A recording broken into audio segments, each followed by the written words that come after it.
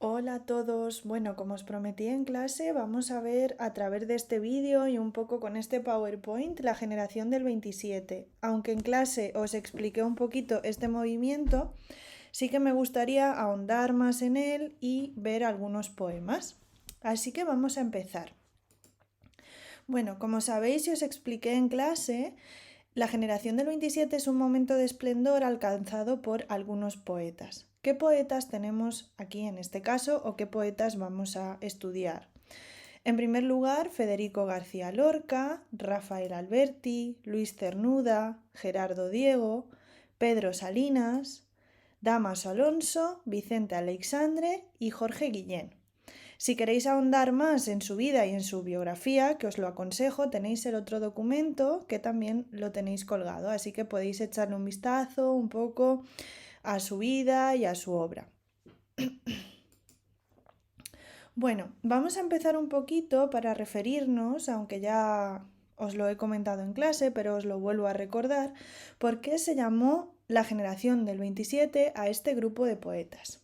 Bueno, en primer lugar, esto es porque en 1927 se celebra el tercer aniversario de la muerte de Góngora y estos poetas toman una serie de iniciativas para reivindicar su valor literario.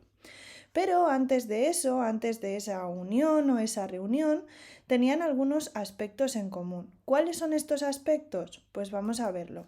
En primer lugar, todos tienen una fecha aproximada de nacimiento. Por ejemplo, Pedro Salinas nació en 1892 y Manuel Altol Aguirre en 1906. Entonces, estos poetas nacen entre 1892 y 1906. Otra de las cosas comunes es el ambiente social semejante. Todos eran, o casi todos, de clase media acomodada, grandes lectores y tenían un gran interés intelectual. Además, surge entre ellos una amistad a principios de los años 20 que continuó después de la Guerra Civil. Por otra parte, convivían algunos de ellos en la Residencia de Estudiantes de Madrid y también publicaban sus poemas en las mismas revistas. Además de eso, tienen una formación intelectual sólida, es decir, estudiaron en la universidad y desarrollaron una tarea investigadora y docente en universidades de todo el mundo.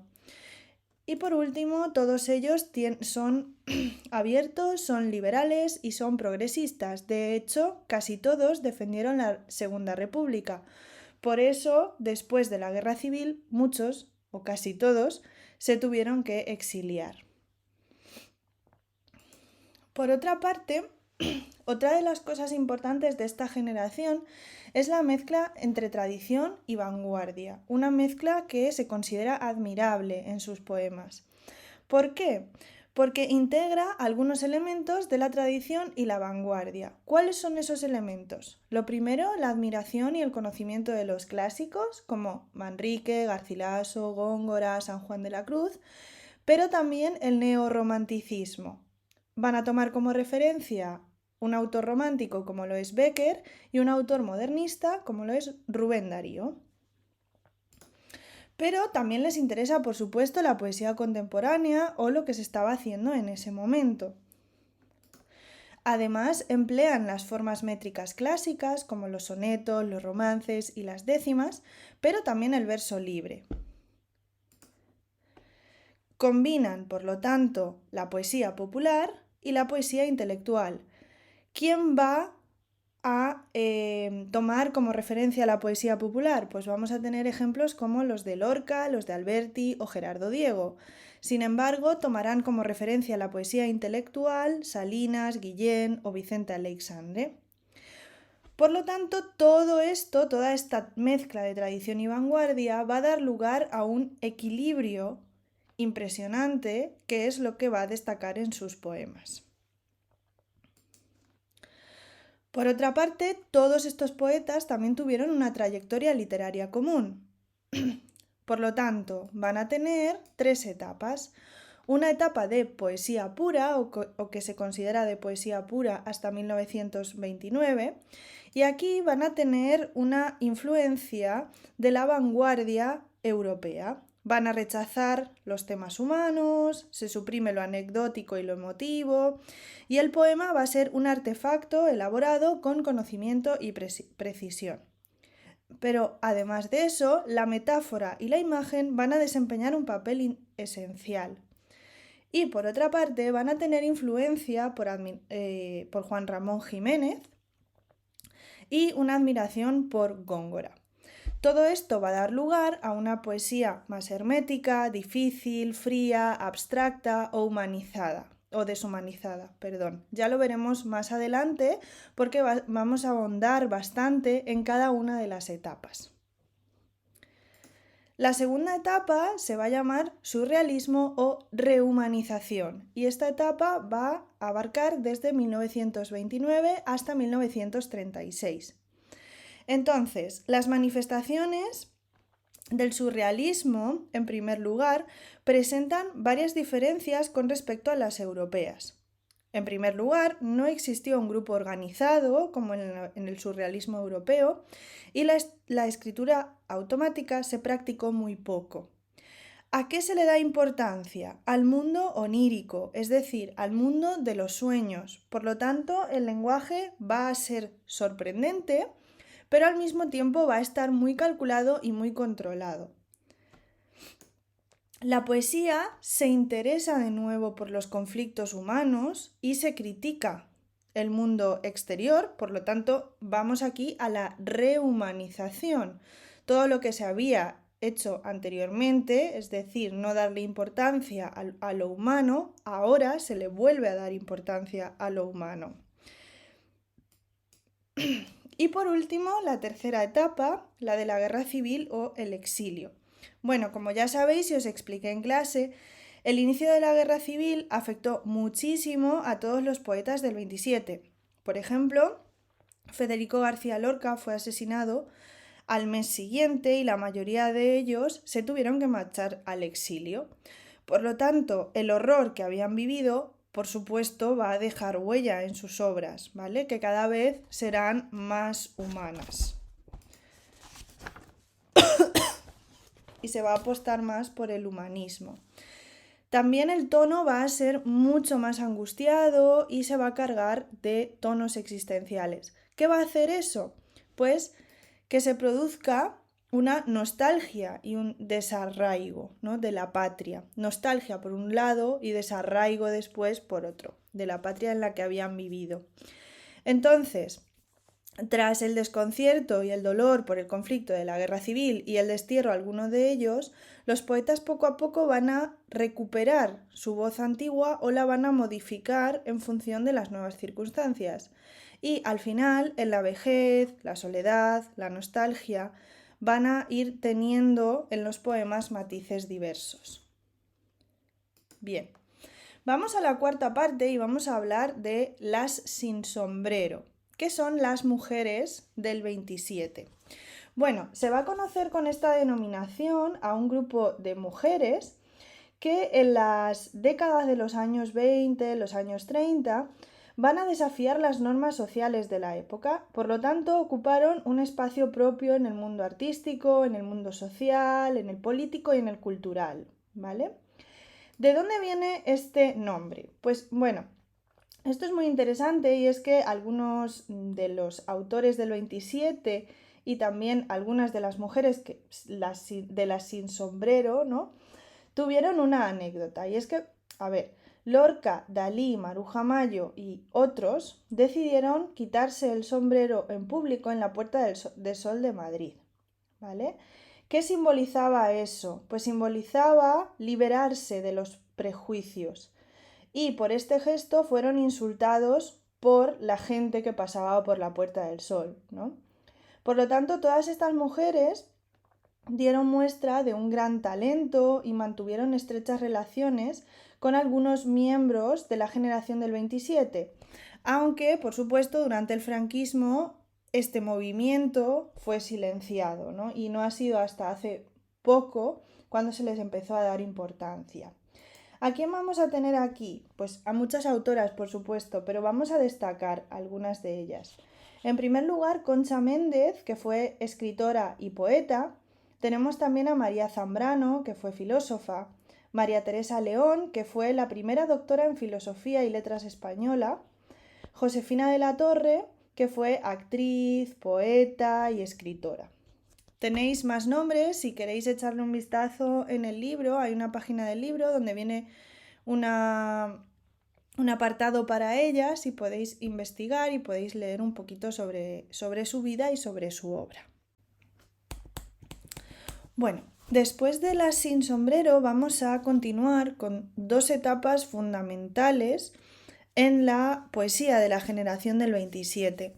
Nos vamos a centrar en primer lugar a la tendencia de la deshumanización en la generación del 27 y después a la tendencia en la rehumanización, ¿vale?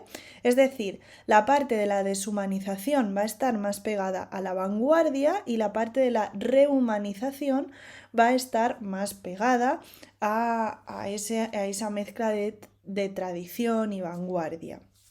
Bueno, en esta primera parte, en la tendencia a la deshumanización, que la veréis enmarcada en amarillo, vamos a tener algunas otras etapas, ¿vale? En primer lugar, vamos a hablar de la poesía pura, después vamos a hablar de la poesía vanguardista, de la poesía neopopular y por último de la poesía clasicista.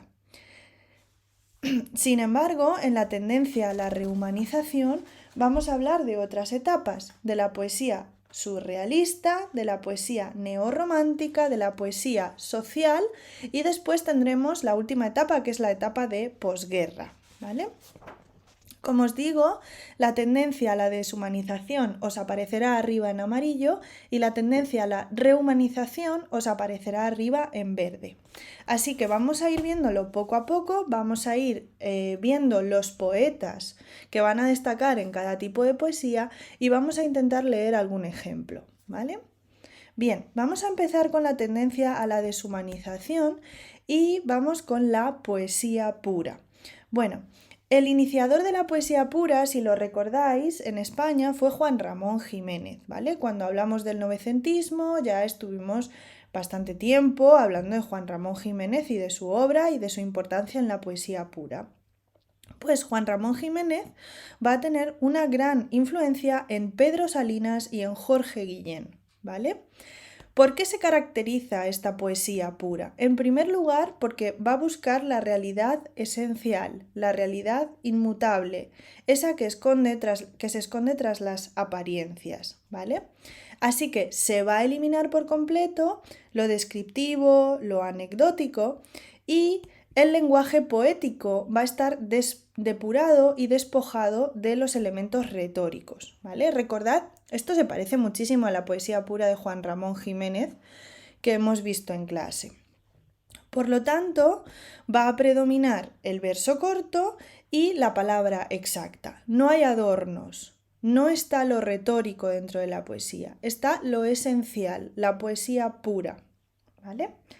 Aquí los dos poetas destacados van a ser Jorge Guillén, como os he dicho, y Pedro Salinas. Jorge Guillén va a tener una obra que se llama Cántico, que escribió en 1928, y es un libro en el que la voz poética celebra con alegría la realidad y la perfección del mundo, ¿vale? Lo que va a hacer el poeta es emocionarse y asombrarse ante la idea de que el mundo está bien hecho. Bien. Por otra parte, ahora vamos a leer un ejemplo de un poema que se llama Anillo, ¿vale? Por otra parte, vamos a tener a Pedro Salinas, que va a destacar con dos obras, La voz a ti de vida, de 1933, y Razón de amor, de 1936. En este caso vamos a leer un poema de La voz a ti de vida. Estos poemarios, mejor dicho, van a ser de tema amoroso en los que el poeta va a buscar una realidad invisible, ¿vale? Entonces, a través del yo poético, a través del amor, va a descubrir el tú esencial de la persona amada, ¿vale? Por lo tanto, los pronombres, en oposición a los nombres, se convierten en la expresión del ser esencial y verdadero de los amantes. Bien, como os digo, vamos a leer un fragmentito de Cántico, ¿vale? Un poema de Cántico que se llama Anillo. Gozo de gozos, el alma en la piel, ante los dos el jardín inmortal, el paraíso que es ella con él, óptimo el árbol sin sombra de mal. Luz nada más, he ahí los amantes, una armonía de montes y ríos, amaneciendo en lejanos levantes, vuelve inocentes los dos albedríos. ¿Dónde estará la apariencia sabida? ¿Quién es quien surge? Salud, inmediato, siempre palpable misterio, presida, forma tan clara a un candor de arrebato. ¿Es la hermosura quien tanto arrebata? ¿O en la terrible alegría se anega todo el impulso estival? Oh beata furia del mar, esa ola no es ciega. Aún retozando se afanan las bocas, inexorables a fuerza de ruego. Risas de junio, por entre unas rocas, turban el límpido azul con su juego. Bueno, aquí veis esta expresión, ¿no?, de la belleza del poeta que se asombra por la perfección del mundo. Y ahora vamos a leer otro poema de La voz a ti de vida de Pedro Salinas. Qué alegra vivir sintiéndose vivido, rendirse a la gran certidumbre oscuramente de que otro ser fuera de mí muy lejos me está viviendo. Que cuando los espejos, los espías, azogues almas cortas, aseguran que estoy aquí yo inmóvil, con los ojos cerrados y los labios, negándome el amor de la luz, de la flor y de los hombres. La verdad trasvisible es que camino sin mis pasos, con otros, allá lejos, y allí estoy buscando flores, luces, hablo. Que hay otro ser por el que miro el mundo, porque me está queriendo con sus ojos, que hay otra voz con la que digo cosas no sospechadas por mi gran silencio, y es que también me quiere con su voz. La vida, qué transporte ya. Ignorancia de lo que son mis actos, que ella hace y que ella vive, doble suya y mía. Y cuando ella me hable de un cielo oscuro, de un paisaje blanco, recordaré estrellas que no vi, que ella miraba, y nieve que nevaba allá en su cielo. Con la extraña delicia de acordarse de haber tocado lo que no toqué, sino con esas manos que no alcanzo a coger con las mías tan distantes. Y todo enajenado podrá el cuerpo descansar, quieto, muerto ya, morirse en la alta confianza de que este vivir mío no era solo mi vivir, era el nuestro, y que me vive otro ser por detrás de la no muerte. Como veis, el tema principal es el amor. Bien, vamos al segundo tipo de poesía, la poesía que se llamó vanguardista. Aquí van a destacar 3 autores de la generación del 27, Gerardo Diego, Pedro Salinas y Rafael Alberti. Esta nueva poesía va a tener también algunas características. En primer lugar, lo que quiere es romper con las convenciones literarias anteriores y buscar nuevas formas de expresión, ¿vale? ¿Por qué van a estar caracterizadas estas nuevas formas de expresión? En primer lugar, por la incorporación o la introducción de elementos de la vida moderna, por la acumulación ilógica de imágenes, la carencia de puntuación, el uso del verso libre y una cierta propensión al diseño caligramático, ¿vale? Los caligramas que vimos en clase. Pues esto es lo que va a dar lugar a la poesía vanguardista, ¿vale? Vamos a tener a Gerardo Diego con 2 poemarios llamados Imagen de 1922 y Manual de espumas de 1924. Gerardo Diego en estos 2 poemarios va a tomar elementos propios del ultraísmo y del creacionismo. Por otra parte, Tendremos a Pedro Salinas con Seguro de Azar de 1929 y Fábula y Signo de 1931, ¿vale? Lo característico es que en estos dos poemarios va a tratar temas futuristas como la bombilla eléctrica, el automóvil o la máquina de escribir. Ahora vamos a leer un poema que se llama Underwood Girls de Fábula y Signo. Y por último tendremos a Rafael Alberti con dos poemarios, Calicanto de 1929 y Yo era un tonto y lo que he visto me ha hecho dos tontos de 1930. En este caso, Alberti va a tomar como referentes característicos el futurismo y el mundo moderno también. Por lo tanto, como os he mencionado antes, vamos a leer dos poemas pertenecientes a este movimiento de vanguardias. Uno de ellos es Underwood Girls de Pedro Salinas. Quietas dormidas están las 30 redondas blancas. Entre todas sostienen el mundo. Míralas aquí, en su sueño, como nubes, redondas, blancas, y dentro destinos de trueno y rayo. Destinos de lluvia lenta, de nieve, de viento, signos. Despiértalas con contactos saltarines de dedos rápidos, leves, como a músicas antiguas. Ellas suenan otra música, fantasías de metal, valses duros al dictado.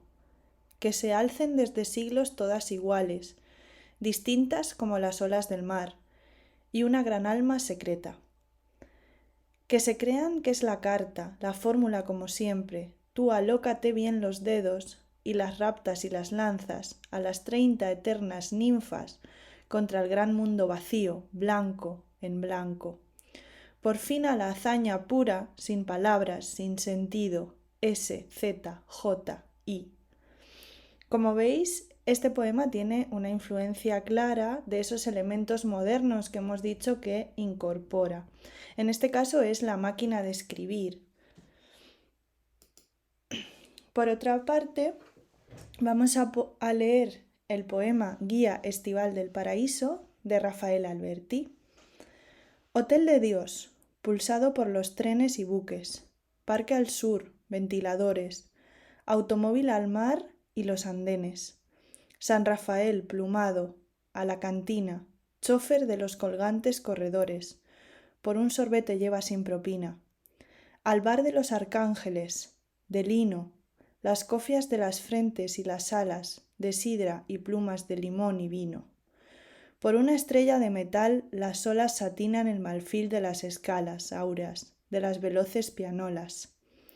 Campo de aviación, los serafines, la vía láctea enarenada, vuelan la copa del viento y los confines. Y en el estadio de la luna, fieros, gimnastas de las nieves, se rebelan, jabalinas y discos los luceros. Reina de las barajas, por los lagos de Venus, remadora a los castillos del pim pam pum de los 3 reyes magos. Carreras de los vírgenes cometas en cinta alrededor de los anillos saturnales. De alcohol las bicicletas. Funicular al tiro de bujías. Submarino al vergel de los enanos y al naranjal de Alberti, los tranvías. Hotel de Dios, pulsado por los trenes y buques. Hall al sur. Americanos refrescos, auto al mar y los andenes. Como veis, este poema es una clara sucesión de imágenes, como hemos dicho que era una de las características de este tipo de poemas. Bueno, bien, después de ver la poesía vanguardista, vamos a la poesía neopopular. Aquí van a destacar dos autores, García Lorca por un lado y Alberti. Esta poesía neopopular se caracteriza por el primitivismo. ¿Recordáis que hablábamos también de este primitivismo que aparecía en las vanguardias? Pues también lo van a tener como referencia. ¿Por qué? Porque estos autores van a desconfiar en el progreso y van a tener una insatisfacción por el presente, ¿vale? Entonces, lo que hace esto es querer retornar a los orígenes, es decir, al primitivismo, ¿vale? Entonces se va a identificar el hombre primitivo con el hombre del pueblo o con la inocencia de un niño, ¿no? Entonces se va a explicar a través de la incorporación de elementos propios del folclore y de la poesía infantil. Bien, ¿qué vamos a tener aquí? Vamos a tener a Federico García Lorca con Romancero Gitano de 1928. El Romancero Gitano está formado por 18 romances que están protagonizados por gitanos idealizados. Estos están en contra o en contraposición a la Guardia Civil. Los gitanos encarnan al hombre primitivo, libre y cuyos instintos e impulsos están reprimidos por la civilización. Por lo tanto, los dos temas que van a predominar son la muerte, que se va a representar en la luna, el color verde, los pozos o los aljibes, y la pasión erótica, que se va a representar o se va a simbolizar a través del caballo. Sabéis que la poesía de García Lorca es una poesía muy simbólica. Aparecen algunos símbolos y eso es que quieren hablar de un determinado tema, ¿no? Como por ejemplo la luna, el color verde, que significa la muerte. Y ahora vamos a leer un fragmentito. Y por otra parte vamos a tener a Rafael Alberti con Marinero en tierra. En esta obra Alberti va a establecer una oposición entre el mar, que es el símbolo del paraíso perdido de la infancia, y que se vincula a la pureza y a la inocencia, y la tierra o la ciudad, que van a estar asociadas al mundo adulto, hostil y artificioso. Entonces, va a haber sugerencias a la lírica popular que se van a recoger en algunos cancioneros, ¿no? También se materializa en el uso de un léxico sencillo, la rima sonante y van a ser poemas breves.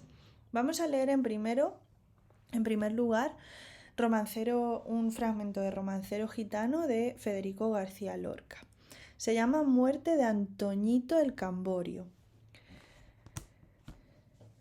Voces de muerte sonaron cerca del Guadalquivir, voces antiguas que cercan voz de clavel varonil. Les clavó sobre las botas mordiscos de jabalí. En la lucha daba saltos jabonados de delfín. Bañó con sangre enemiga su corbata carmesí. Pero eran 4 puñales y tuvo que sucumbir. Cuando las estrellas clavan rejones al agua gris, cuando los herales sueñan verónicas de alelí, voces de muerte sonaron cerca del Guadalquivir. Antonio Torres Heredia, Camborio de Duracrín, moreno de verde luna, voz de clavel varonil, ¿quién te ha quitado la vida cerca del Guadalquivir? Mis 4 primos Heredias, hijos de Benajmejí, lo que otros no envidiaban, ya lo envidiaban en mí. Zapatos color corinto, medallones de marfil, y este cutis amasado con aceituna y jazmil. ¡Ay, Antoñito el Camborio, digno de una emperatriz! Acuérdate de la Virgen, porque te vas a morir. ¡Ay, Federico García, llama a la Guardia Civil, ya que mi talle se ha quebrado como caña de maíz! 3 golpes de sangre tuvo y se murió de perfil. Viva moneda que nunca se volverá a repetir. Un ángel marchoso pone su cabeza en un cojín. Otros de rubor cansado encendieron un candil. Y cuando los 4 primos llegan a Benamejí, voces de muerte cesaron cerca del Guadalquivir. Bueno, os recuerdo que es un romance, que es como un tipo de canción, ¿no? Canción popular. Bien, y aquí tenéis Malva Luna de Hielo de Rafael Alberti de Marinero en tierra. Las floridas espaldas ya en la nieve y los cabellos de marfil al viento. Agua muerta en la sien, el pensamiento color halo de luna cuando llueve. Oh, qué clamor bajo del seno breve, qué palma al aire el solitario aliento, qué témpano cogido al firmamento, el pie descalzo que a morir se atreve. Brazos de mar en cruz sobre la helada bandeja de la noche, senos fríos de donde surte yerta la alborada. oh piernas como dos celestes ríos, malva luna de leyo, amortajada bajo los mares de los ojos míos. Bien, y vamos, por último, a la poesía clasicista. En este caso va a destacar aquí Rafael Alberti. ¿Qué características va a tener esta poesía? Lo primero, va a haber un afán de perfección formal, por lo tanto van a intentar tomar las estrofas tradicionales. El ideal poético va a estar en Góngora. ¿Por qué? Porque lo consideran el creador de un lenguaje especial para la poesía que se aleja del lenguaje usual.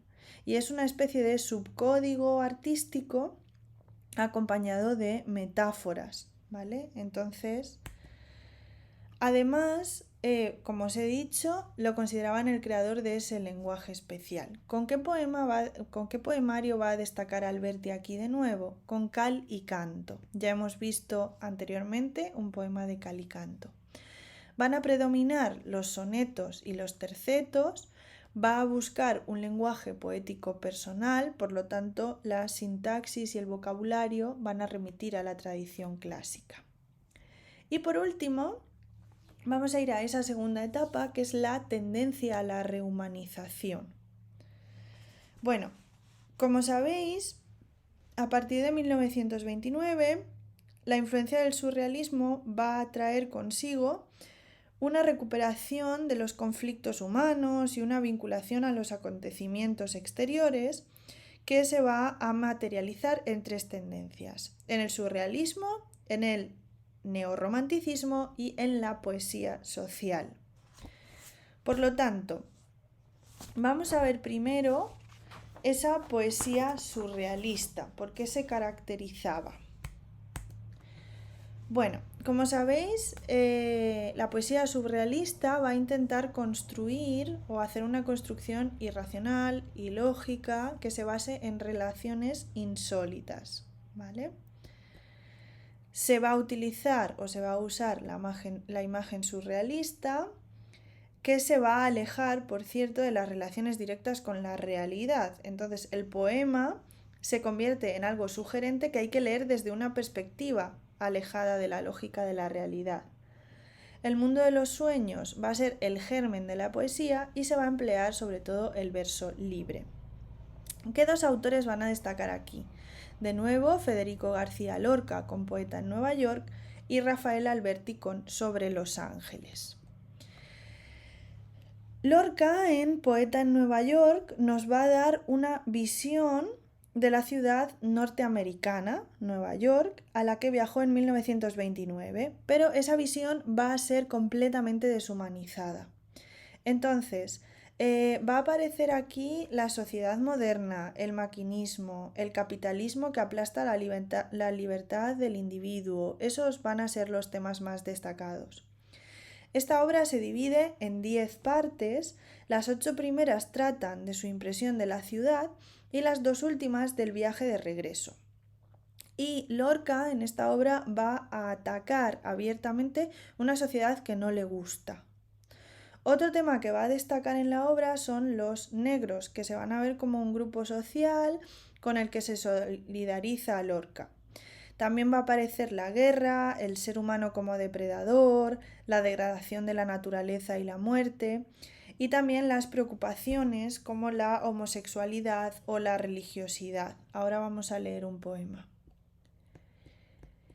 Bueno, y Rafael Alberti con Sobre los Ángeles de 1929. Y esta es una de las obras donde el surrealismo le va a servir al poeta a expresar una profunda crisis de fe, ¿vale? El hombre va a estar despojado de su alma y es abordado por unos ángeles malos que simbolizan todas las fuerzas oscuras que oprimen a Alberti en ese momento, al poeta, ¿no? Vamos a leer un poemita que se llama Niña ahogada en el pozo de García Lorca, de Poeta en Nueva York. Las estatuas sufren con los ojos por la oscuridad de los ataúdes. pero sufren mucho más por el agua que no desemboca. El pueblo corría por las almenas, rompiendo las cañas de los pescadores, pronto los bordes deprisa, y croaban las estrellas tiernas, que no desemboca. Tranquila en mi recuerdo, astro, círculo, meta, lloras por las orillas de un ojo de caballo, que no desemboca. Pero nadie en lo oscuro podrá darte distancia, sino afilado límite, por venir de diamante, que no desemboca. Mientras la gente busca silencios de tu almohada, tú lates para siempre definida en tu anillo, que no desemboca. Eterna en los finales de unas ondas que aceptan combate de raíces y soledad prevista, que no desemboca. Ya vienen por las rampas, levántate del agua, cada punto de luz te dará una cadena, que no desemboca. Pero el pozo te alarga manecitas de musgo, insospechada odina de su casta ignorancia, que no desemboca. No, que no desemboca, agua fija en un punto respirando con todos los violines sin cuerdas, en la escala de las heridas y los edificios deshabitados. Agua que no desemboca. Y ahora vamos a ver un poema llamado Los dos ángeles de Rafael Alberti. Ángel de luz ardiendo, oh ven y con tu espada incendia los abismos donde yace mi subterráneo ángel de las tinieblas. Oh espadazos en las sombras, chispas múltiples, clavándose en mi cuerpo, en mis alas sin plumas, en lo que nadie ve, vida. Me estás quemando vivo.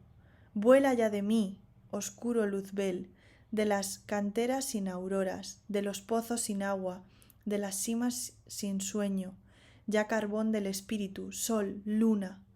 Me duelen los cabellos y las ansias. Oh, quémame. Más, sí, más, quémame. Quémalo, ángel de luz, custodio mío. Tú que andabas llorando por las nubes, tú sin mí, tú por mí, ángel frío de polvo ya sin gloria volcado en las tinieblas. Quémalo, ángel de luz, quémame y huye. Es un poema un poco desgarrador, la verdad. Y vamos a pasar a la poesía que se llamó neorromántica. En algunos poetas de la generación del 27 va a ser muy importante la poesía de inspiración amorosa. Entonces, el tratamiento de este tema va a tener inspiración sobre todo en la poesía de Gustavo Adolfo Bécquer, por eso se llama neorromántica. Estos poemas narran una existencia amorosa en todas sus fases: preludio, consumación y adiós. Por lo tanto, la voz poética expresa su propia experiencia, unas veces de forma alegre, otras de forma dolorosa, y es muy frecuente idealizar a la persona amada. En otras ocasiones, el tema del amor va a estar unida al tema de la muerte. Dos autores importantes aquí: Pedro Salinas con La voz a ti de vida y Luis Cernuda con Los placeres prohibidos. Pedro Salinas con La voz a ti de vida, que escribió en 1933. Esta etapa es considerada la etapa de plenitud del amor, ¿vale? Entonces, el amor es expresado por el poeta sin desdenes, sin frustraciones, es optimista, es gozoso y le da sentido a la vida, ¿vale? O sea, es un amor bueno. Entonces, ahonda en el sentimiento amoroso más allá de la anécdota para encontrar la esencia de la relación amorosa. Por otra parte, Luis Cernuda escribe Los placeres prohibidos, que es un poemario de 1931, y va a hablar de la pasión erótica que busca realizarse, pero se enfrenta a algunos impedimentos del mundo real. Por lo tanto, hay un choque entre una ansia de realización del ser humano, del deseo, y el mundo que lo rodea, que se lo impide, que es la realidad. Esta tensión aparece continuamente en la obra y también aparece la impotencia o la frustración que generan una profunda soledad y sensación de vacío.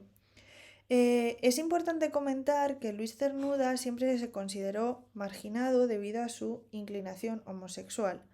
Entonces esto en esta obra también está muy presente.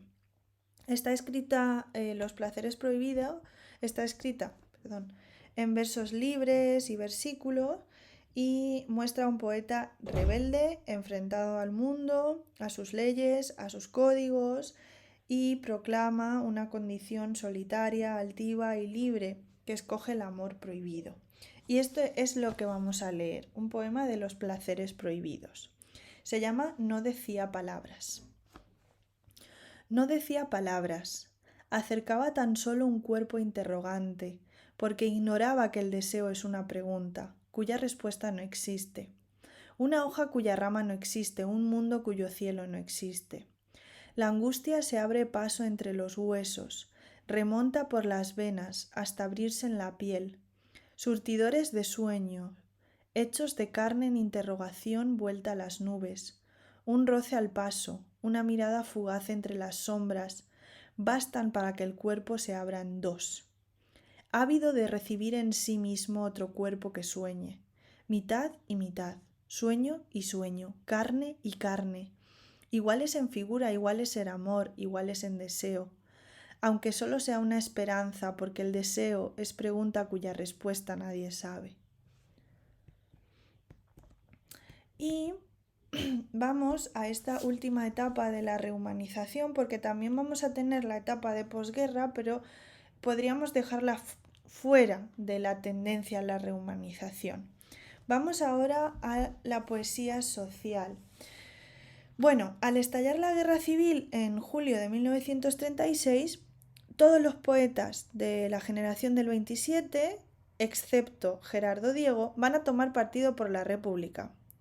Por lo tanto, sus obras se van a llenar de una gran carga social. Van a escribir textos combativos, con un fuerte contenido político que ponen de manifiesto las injusticias de un mundo que aplasta a los más débiles. Pero además, la temática se centra en lo humano, en lo social, en la lucha de clases, en el paro, en todo lo que ellos estaban viendo. Por lo tanto, se ve la poesía como utilidad. La poesía debe ser útil, debe servir para poner remedio a los males que atacan la realidad. Así que, como en todos estos casos en los que la poesía debe llegar a un gran número de personas, el lenguaje va a ser directo y el vocabulario y la sintaxis no van a ser difíciles, porque buscan un mayor número de lectores. ¿Quién va a destacar aquí? Va a destacar Rafaela Alberti con 3 poemarios. El poeta en la calle, de 1933, Un fantasma recorre Europa, de 1936, y Entre el clavel y la espada, de 1939. Va a ser una poesía, como ya hemos dicho antes, dirigida a la mayoría. Va a haber una necesidad de enjuiciar de forma crítica el entorno para transformar ese entorno. Van a tener un compromiso político, ¿vale? Y por último, la última etapa que podemos considerar una etapa fuera de la tendencia de la rehumanización es la etapa de posguerra. ¿Qué pasa aquí? Pues que el asesinato de Federico García Lorca y la marcha al exilio de una gran parte de los poetas de la generación del 27 va a tener una consecuencia clara, y es que el grupo se va a dividir, ¿vale? Después de la guerra civil, solo 3 poetas del 27 van a permanecer en España por algunos motivos. En primer lugar, Gerardo Diego, porque su fe católica lo hace tomar parte del bando sublevado. Vicente Aleixandre, porque tenía una enfermedad renal, y Dámaso Alonso, porque a pesar de sus convicciones republicanas, va a desarrollar una intensa actividad durante la dictadura como catedrático de filología y va a ser también director de la Real Academia Española. Y los otros poetas se van a exiliar a distintos países europeos o americanos, ¿vale? Por lo tanto, vamos a tener el primer grupo que os he dicho, que va a ser Gerardo Diego, Dámaso Alonso y Vicente Aleixandre. Gerardo Diego, ¿por qué va a destacar? Por dos poemarios, Versos Divinos de 1971 y Canciones a Violante de 1959. ¿Vale?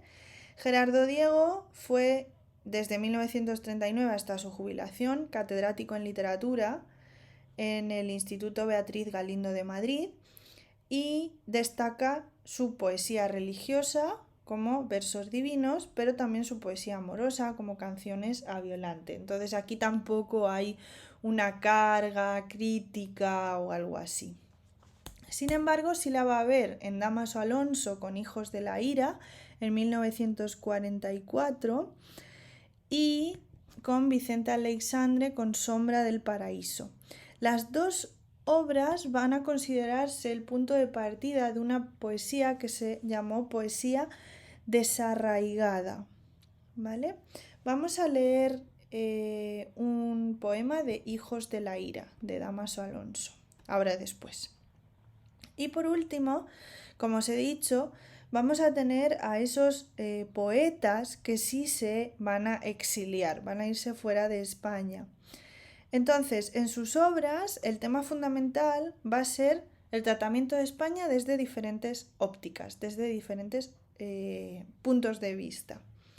Por un lado, por ejemplo, Alberti en Retorno de lo vivo lejano de 1952 y Baladas y canciones tristes de Paraná de 1954 va a tener una visión nostálgica de la patria lejana, ¿vale? Sin embargo, Luis Cernuda con Desolación de la Quimera va a tener una visión más crítica, considerando la patria como una mala madre que expulsa a los hijos de su casa, ¿vale? Pero además de esto, también van a pervivir temas como el amor, los motivos surrealistas, la inclusión de algunos motivos de los países donde viven los poetas, o sea, no abandonan los temas, aunque se centren en esas dos visiones de España, ¿vale? Entonces, vamos a leer un poema de Hijos de la Ira que se llama Monstruos. Monstruos. Todos los días rezo esta oración al levantarme. Oh Dios, no me atormentes más. Dime qué significan estos espantos que me rodean. Cercado estoy de monstruos que mudamente me preguntan, igual que yo les interrogo a ellos. Que tal vez te preguntan lo mismo que yo en vano perturbo el silencio de tu invariable noche con mi desgarradora interrogación. Bajo la penumbra de las estrellas y bajo la terrible tiniebla de luz solar, me acechan ojos enemigos. Formas grotescas me vigilan.